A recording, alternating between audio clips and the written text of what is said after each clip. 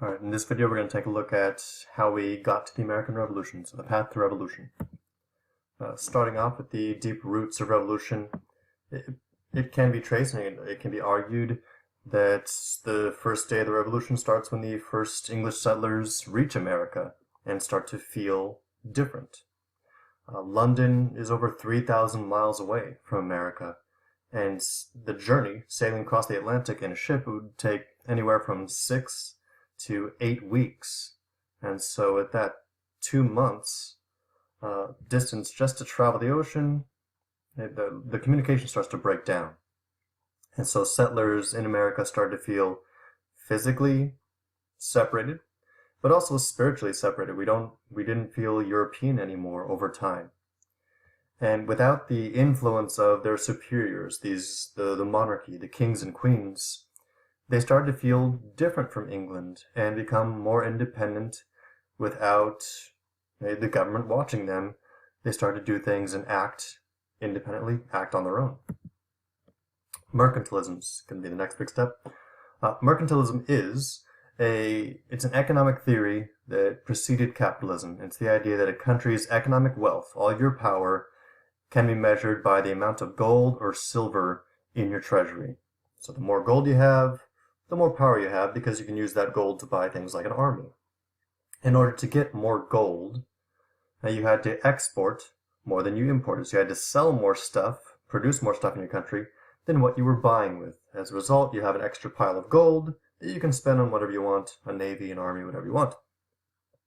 A large part of this strategy to produce more than you buy is by having your colonies provide raw materials and have the colonies only buy British manufactured goods. So you're kind of keeping a closed system so that your colonies serve and only buy within the English system. So they're not buying from other countries, they're not giving their gold to other countries.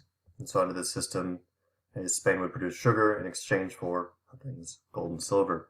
So that's the big goal, is to force your colonies to produce raw materials, and then in exchange, you take those raw materials, and you might take something like cotton, turn it into clothing in England, and then sell it right back to the Americans. And so this way the gold stays in the English system. The Americans don't quite agree to that, so the laws have to be passed to force the Americans to kind of go with this. And so that's where the Navigation Acts come in. It's a series of laws enforcing mercantilism by restricting what the Americans can and cannot buy, restricting their colonial trade.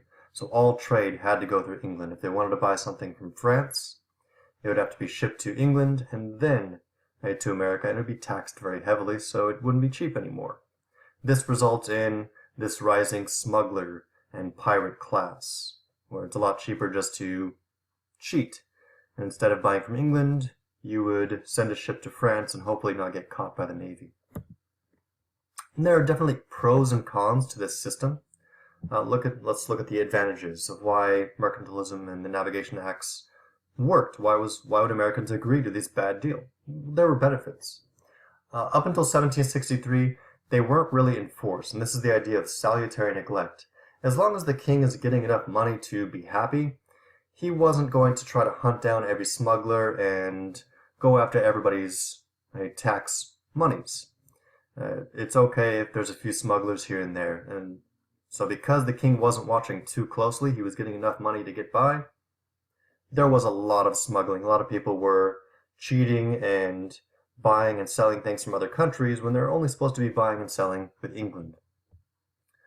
Big point in case, John Hancock, one of the big founding fathers, president of the Continental Congress, he made his money through smuggling. He made a lot of money by smuggling in goods and selling them for much cheaper than he would have if he had to go through England.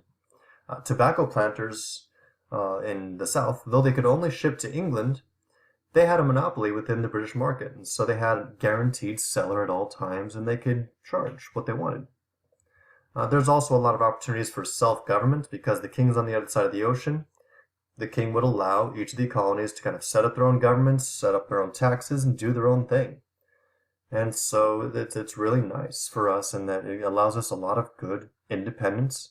And in exchange for doing this, we get the best army on the planet, the mightiest army in the world, the best navy in the world, and we don't really have to pay for it.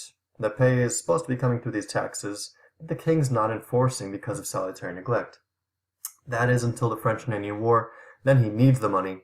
All of a sudden, he wasn't enforcing this rule for 100 years. But when he starts to enforce the rule, that's when we get mad. We thought the rule just wasn't applying anymore. When he starts to bring it back, we're getting a little annoyed. And there are disadvantages to the Navigation Acts as well, especially once they actually are enforced. In that we could not buy, sell, ship, or manufacture for the best deals. And so if France had some very, very cheap shoes that we wanted to buy, we couldn't necessarily go buy those shoes. We'd have to buy more expensive English shoes, or we'd have to pay extra taxes in order to buy those French shoes. And so we weren't able to make the best deals, or if France was willing to buy our shoes for a higher price, we'd still have to only sell to the English. And so we can't go with the best deal when it comes to buying or selling our products. The South, which produced all these crops that weren't grown in England, like tobacco, it was preferred over the North, so there was a little bit of animosity between North and South already. Virginia, which is just a tobacco colony, they were at the mercy of the British buyers, and that they had a monopoly, so somebody was going to buy their stuff, but in most cases the English would set the price, and in most cases these prices were so low, you really weren't making enough money to make it worth it. And they passed a couple other acts to kind of push forward this idea. The Sugar Act's a big case where it's a tax on foreign sugar. The best sugar producer was Haiti, which is a French colony, and they're really good at producing sugar. We'll talk about them later. However, the English had their own sugar colonies in Jamaica, and so they encouraged this law encouraged the colonists to buy British sugar by making the French sugar way more expensive. So they're trying to keep all that American money within the British system, and they're trying to avoid any money leaving the system going to places like France. Plus, to enforce these laws, you need troops. To protect the colonies, you need troops. And we need to pay for these troops somehow. We hadn't been paying for them all along. But now with the debts of the French and Indian War, the king decides, it's probably time that you're going to start to pay for your own troops. And so a lot of the benefits of the Navigation Act start to fall apart after the French and Indian War. So certain colonies would have to feed and house their British troops, and it's going to really annoy us, so much so that it's part of the Constitution today. The army doesn't have to stay in your house if you don't want them to. The Stamp Act, they take it a step further. And so far this was about trade, but now they are directly taxing something that we're making on our own. To raise money to pay for the new troops that are there to kind of protect the land that we just got from the war, Britain passes the Stamp Act. It's a direct tax on the Americans from Parliament. This was not approved by us, and so we get pretty mad about this one. If anybody's caught breaking these laws, the Stamp Act or the Sugar Act, they'd be shipped off to the Admiralty courts. And it's not your normal court. This is a maritime court, so it's run by the Navy. And the rules are different. In this court, defenders are guilty until proven innocent. So if you have no proof that you were innocent, automatically guilty. There is no trial by jury. And in many cases, the judges were paid on how many successful cases they bring. So if they can get more guilty, they get paid more. And so there's a lot of corruption within the judges. They're not necessarily fair.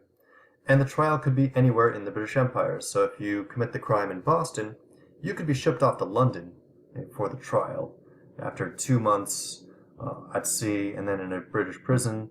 And then if you're lucky, you go free, but now you're in a different country, and it's not necessarily going to be fair. So we're pretty mad about this one with the Stamp Act. And so under the Stamp Act Congress, all the colonies send forth to have a big meeting. And the colonial delegates meet and declare this is not okay. No taxation without representation. We're not going to pay this tax unless we have a say in the government that's passed this tax on us. That way, if the citizens are not happy, they have some way to communicate with Parliament by voting for or against a person. The colonists will not pay these until they have to the British Parliament until they have a voice in that Parliament.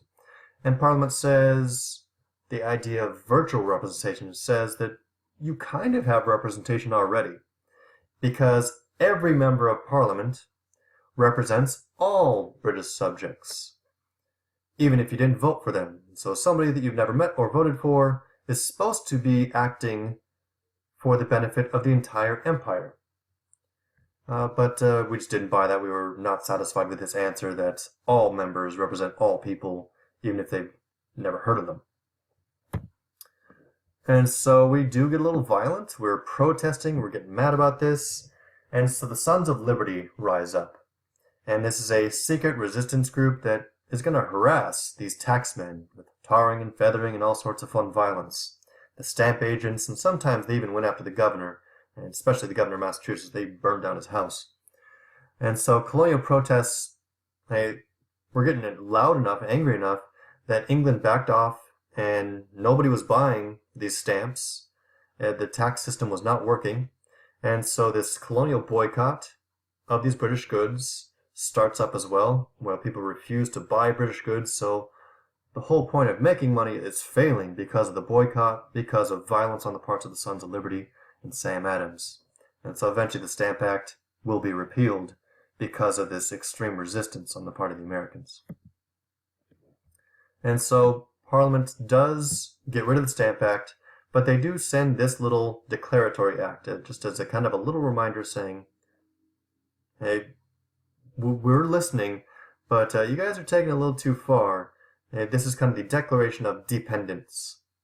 Under the Declaratory Act, this claims that Parliament has the right to rule the colonies in all cases whatsoever. So it's a little reminder saying, hey guys, we're in charge still. Back off. Hey, we are still kings, and you need to back off a little bit. And so they get rid of the Stamp Act, but then they didn't really learn their lesson, and they come out with the Townshend Acts, named after the parliamentarian that came up with it, in response to the repeal of the Stamp Act. And this is an indirect tax on luxury items imported from Britain, so glass, lead, paint, paper, tea. So this is meant to be taxing more on the rich than on the entire people. But we're not going to be too happy about this, and here are the Sons of Liberty attacking one of the local taxmen again, quite violently. And again, we're not happy about this, and we become united under the leadership and the letters from a Pennsylvania farmer. So these are anonymous letters. We don't find out who was writing them until later. And they're written by John Dickinson. And the whole point is these are little protest letters saying, hey, we got to get rid of these taxes. Hey, we have no representation, so we have no way to fight these except for boycotts and the occasional violence. And so he's a Quaker out of Pennsylvania. And he's very helpful to unite the people. And so the colonists resist, and they boycott through non-importation agreements that we will not buy British goods as long as there's a tax on these British goods. We're going to punish you in your economic system by not participating in your economic system. And England hits back by hunting down smugglers, and so they go after one of our founding fathers here, John Hancock, and they take his ship, the Liberty, for unpaid taxes. Boston goes crazy because he is one of their top businessmen. And one of their top businessmen was just attacked by the English. And so Boston erupts. And they have this massive riot against the British. 2,000 soldiers are stationed in the city to bring calm and order. Boston has this nasty history of rioting. Speaking of which, and so with all these extra troops in town, they start to get a little annoyed that some of these troops are taking some of the jobs away from the locals. The kids start to make fun of these troops. They start to throw snowballs at these troops. The troops hit back after they get hit with snowballs. And then some of the local townspeople get involved. A crowd surrounds a very small group of troops, about 10 guys, quickly surrounded by about 200 people, starting to throw snowballs, then rocks, and starting to threaten these soldiers with clubs. Eventually it gets so bad that some of the soldiers open fire on the crowd, and 5 die. And so whether or not that's a massacre, that's up to the propaganda and the history, and we'll take a look at this image later on in class. But the main idea here is American blood was shed, and people have died in this fight, and it's going to be a great way to frame this entire argument. And so it's another big turn in the war, a step closer to war. So we'll take a little break right there.